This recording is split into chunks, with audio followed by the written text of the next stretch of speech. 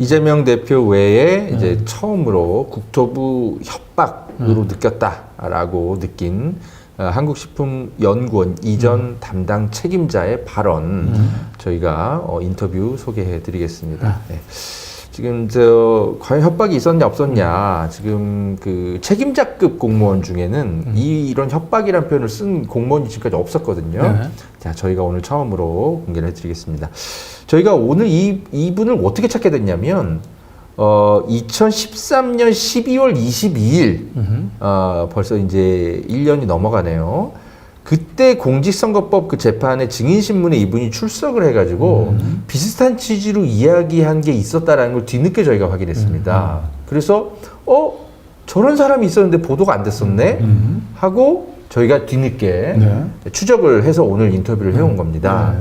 일단 2023년 12월 22일 언론이 아무도 보도를 하지 않아서 묻혔던 저 증인신문 내용 잠깐 보시면 이분이 이 한국식품연구원 이전 추진단의 단장이었는데 그 당시에 대해서 이렇게 설명을 했습니다. 이건 법정 증언이에요.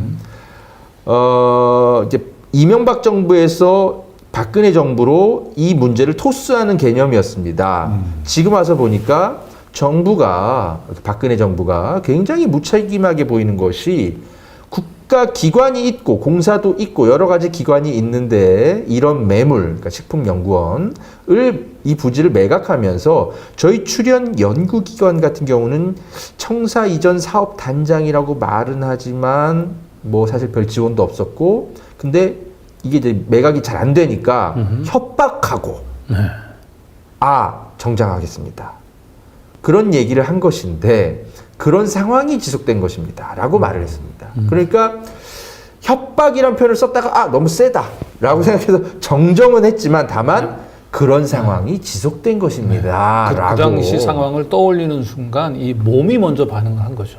그 당시 기억됐던 그렇습니다. 협박으로 느껴졌던 그 몸 속에 있었던 언어가 그냥 표출이 된 거죠. 그렇습니다. 그런데 이거 협박이라고 얘기한다면 검사한테 찍히겠구나 네. 라고 하면서 또 본능적인 방어 기제가 또 발동이 되면서 정정하겠다라고 얘기를 한 거죠. 네. 마저 좀 더 읽을게요. 그래서 국토부 공무원이 또 자기도 만나서 막 협박으로 느낄 만한 막 압박도 한 다음에 성남시 공무원을 내가 이제 만나러 가겠다. 성남시에 들른다. 라고 얘기했다. 라고까지 재판에서 증언을 했던 사실이 있었던 걸 저희가 뒤늦게 확인을 했습니다. 그래서 이분이 어떤 취지로 저런 협박이란 표현을 썼는지에 대해서는 좀 구체적으로 좀 들어봐야 되겠다 싶어가지고 저희가 전화 통화를 시도를 했고요. 네. 실제로 이분이 자세하게 설명을 했습니다. 오늘 내가 왜 국토부 압박을 거의 협박으로 느꼈다. 라고 이야기했는지 오늘 그 인터뷰 내용을 공개를 하겠습니다. 네, 이건 지금 그 국내 언론에는 지금 공개된 적이 없는 자료. 네, 이분은 언론을 접촉을 한 적이 없습니다. 네, 지금 처음 공개되는 자료입니다.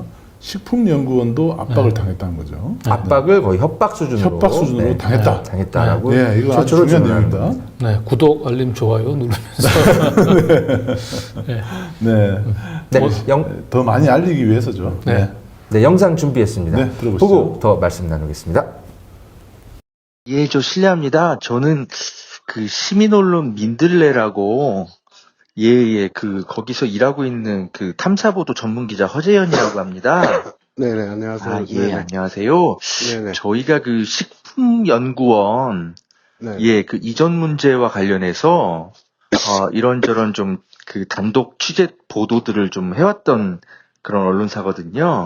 그 다름이 아니라 그 선생님께서 그 지난 그 이재명 대표 그 공직선거법 위반 재판에 그 나오셔가지고 그 뭔가 좀 증언을 좀 하신 게 있었는데 이게 국토부에서 사실상의 좀 협박이 좀 있었다.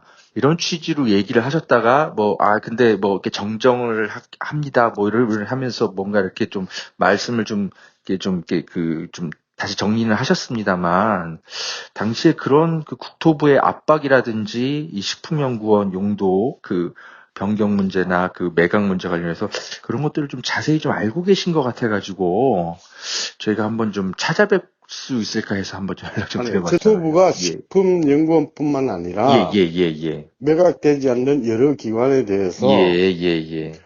그 굉장히 빨리 강하게. 매각을 해라. 예. 빨리 매각을 해라. 이런 예. 것들. 예. 그다음에 뭐 매각이 빨리 조국 안 되면은 예. 그 뭐 인사 조처나 뭐 징계 건축 뭐 이런. 면적을 예. 줄여라. 뭘 줄여요? 건축 면적을 줄여라. 예. 이런 이야기는 분명히 나왔죠. 그러면 이전하는 기관의 입장에서 보면은 네네네네. 당연히 뭐 중앙부처가 이야기를 하면은 네. 저희가 받아들이기는 네네네. 뭐 당초의 계획 대비 줄이려고 하면은 네네네. 그거는 국토부가 식품연구원 이전 기관에 대해서는 협박을 받아들일 수가 있죠. 예. 그러면 그 선생님이 협박받은 느낌이었다라는 거는 그냥 이제 식품연구원 관련해서 이거 이전 문제 제대로 처리 안 하면 내가 이제 뭐 나중에 승진에도 문제가 생길 수 있을 것 같고 뭐 승진하고는 상관없고요. 그럼 어떤 압박을 했길래 협박이라고까지? 기관 입장에서 보면 건축물을 예. 축소를 한다든지 예. 기관 평가에 반영을 한다든지 네네네네. 그런 이야기죠. 기관 평가에 반영을 하면 이제 선생님이 어쨌든 단장이시니까 사실상 혼자서 일을 다 하신 거 아니에요. 그러면 기관의 평가가 결국 이제 사업단장에 대한 평가로 이어지니까 그래서 이제 협박이라고 느끼신 건가요? 사업 단장의 문제가 아닙니다. 저는 예. 이미 예. 승진 다 한 상태예요. 예. 그래서 승진은 목매에 있고 그런 상황 아니었습니까? 국토부 협박은 저희 예. 연구원에 대한 협박입니다. 예. 방금 전에도 그렇게 설명하셨죠. 네. 그래서 저희 협박이라는 말은 안 한 거죠. 단지 기관에서 매각이 안 되면은 기관 경영 평가에 반영을 하겠다든지 네네네. 건축 면적을 줄여야 된다든지 예. 그게 저희 입장으로서 보면은 당연히 협박으로 들렸을 뿐이죠. 네. 그런 비슷한 스트레스를 이제 식품연구원이 받았기 때문에 비슷한 취지로 성남시 공무원들도 거의 협박에 준하는 수준으로 스트레스를 느꼈던 거 아닌가. 제가 좀 그런 그거는 제가 유추가 돼서요. 못합니다. 네.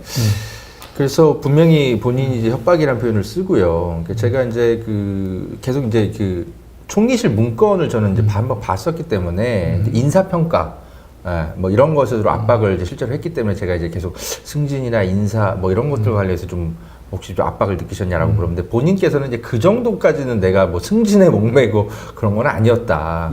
다만 이제 기관 평가를 굉장히 큰 영향을 이제 미칠 수 있을 거라는 식으로 계속 압박을 받았고 그것 때문에 나는 상당히 협박이라고 느꼈다. 이제 이렇게 표현을 했다라고. 네, 매년 전국의 그 공공기관들 있잖아요. 그 기재부에서 일단 평가를 합니다. 그래서 그 평가 점수를 제가 알기로는 뭐 A, B, C, D, E 이런 등급으로 나눠가지고 그 D 이하 등급을 뭐 2번, 3번 정도 맞게 되면은 그 기관장은 임기와 상관없이 그냥 옷 벗어야 돼요. 네, 그렇게 기관 평가라고 하는 게 무섭습니다. 무섭죠. 그리고 이제 그 기관에 있는 그 상여금, 이제 성과 상여라고 하죠. 그리고 그런 것도 다 기관 평가로 이제 결정이 되는 겁니다. 그래서 이 공공기관 이제 이전을 해야 되는데 부지가 팔리지 않아 가지고 이전을 이제 제때 하지 못하게 될 경우에는 진짜 기관 전체가 좀 초토화될 수 있는. 그리고 심지어는 건축물 면적 당초 계획했었던 건축물 면적까지 줄인다라고 얘기한다면 그된 직원들 입장에서는 그렇죠. 그래서 사실상 저분은 충분히 그 당시에 국토부의 그런 압박들을 협박으로 느꼈다라고 설명을 하고 충분히 공감이 갑니다. 개연성 있는 설명입니다. 아까 32페이지 PPT를 다시 한 번만 띄워주시겠습니까? 바로 이 과정들을 이분은 이제 겪으셨던 거예요. 저 수많은 식품연구원 이전 그 문제 하나만 갖고 국토부 공무원이 막 찾아와가지고 압박하고 하고 막 이랬다라는 거를 이제 본인은 협박처럼 느꼈다라고 이제 표현을 한 거고요.